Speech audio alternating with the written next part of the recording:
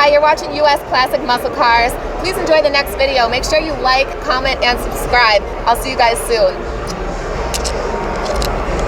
This is so cool. Oh, that is so cool.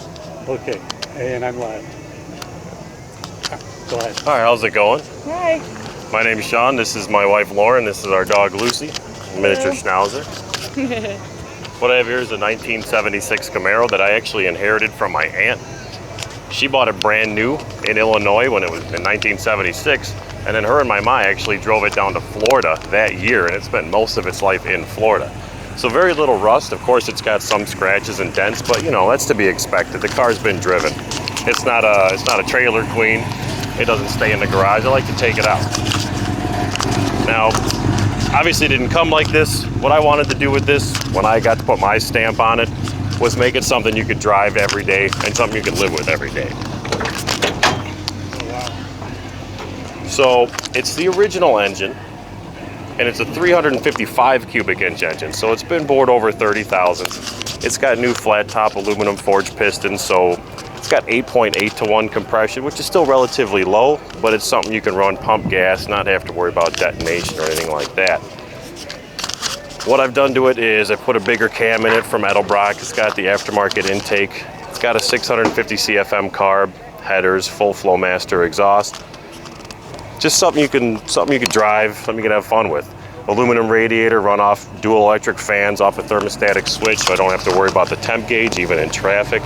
Sits at 190 degrees, it's great. So now if we walk over here to the interior is original. What I've done was put a new carpet in, because it was all kind of full of holes and everything like that, but it's got a new carpet. The seats are original, everything's original, just cleaned it up. Now one thing you'll notice, it's a manual. It didn't start that way. It was actually an automatic when it was brand new. But I'm one of those that you gotta have a shifter, you gotta have a clutch, you gotta have something to roll through the gears with. It just makes it more fun. That way the car doesn't have to be so fast. You're still gonna have a fun time if you're going through the gears. Right. So I actually bought a transmission off a friend of mine, rebuilt it, and swapped this to be a 4-speed instead of an automatic. And you're working on the headliner, or is that the headliner? Since I'm 6'7", I actually had to take it out so I could get some headroom. Right. I got to do anything I can, you know. That is so funny. Self-closing hood too. There you go. So now with the suspension, I didn't do anything real fancy with it. It's got Hotchkiss 2-inch lowering springs in the front. And I actually took this, the rear leaf springs that were brand new, I got from a buddy for 20 bucks. I actually took it to a place called Service Spring over in, I want to say Stone Park, if I'm not mistaken, just off Manheim and Lake. And they were able to take about 1.5 inches of arch out of the spring, so it lowered it just about 1.5 inches, so it gets that nice stance. It's got the 17-inch wheels up front, and in the back it's got 17 by 7 in the front, 17 by 9.5 in the back. It's got, so did you mention already how much horsepower? I did not. Now I actually was able to dyno this at work. I'm an instructor at Universal Technical Institute, so I got to take advantage of the fact we have a dyno. They dyno T-buckets, they dyno street cars, but since I'm an instructor there, I got to dyno my own car.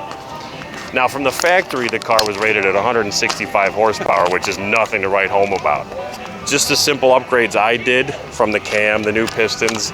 What I did with the cylinder heads, they're factory cylinder heads, but I gasket matched them, so I opened up the intake port a little bit and then blended a little bit into the intake runner, so it was nice and smooth. It now puts out 275 to the tire and 294 torque. So if we're talking flywheel numbers, right around 330 horsepower at the flywheel and 360 pounds of torque. But if you ask me, flywheel numbers don't matter. You got to know what it puts out at the tire. So 275 and 294 at the tire, which nothing special, but again, it's something you can live with every day. Now, do you let your students work on this car? The students, they don't work on this car. I let them work on any other cars we have in the school. I like showing it off to them, of course. They get to check everything out. Yeah, the good thing is we set them up to work on anything like this. They learn everything from old school carbureted distributor ignitions to direct injection, coil on plug, the new stuff, everything from hybrids and electric cars. And my future plans for the car, to be honest, as far as bodywork goes, if you get up close to it, this is what they call like a 50-footer. Looks great from 50 feet away. You get up close, you start to see some dents, some dings, some scratches. But to be honest, I kind of like that about the car. If I spent, $7,000 to $10,000 on the bodywork, I'd probably never drive it.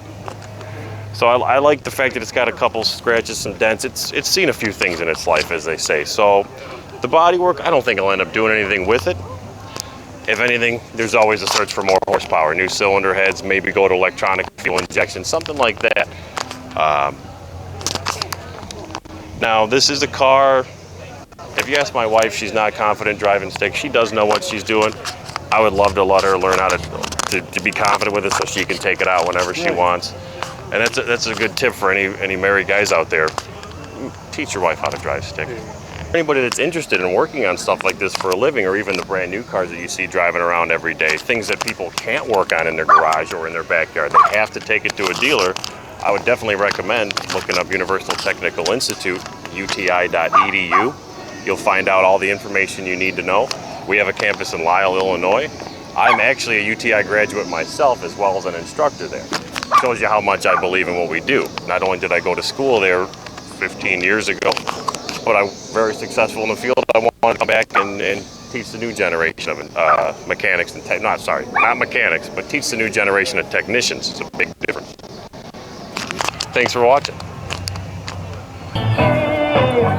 US Classic Muscle Cars wants to know, what's your favorite engine?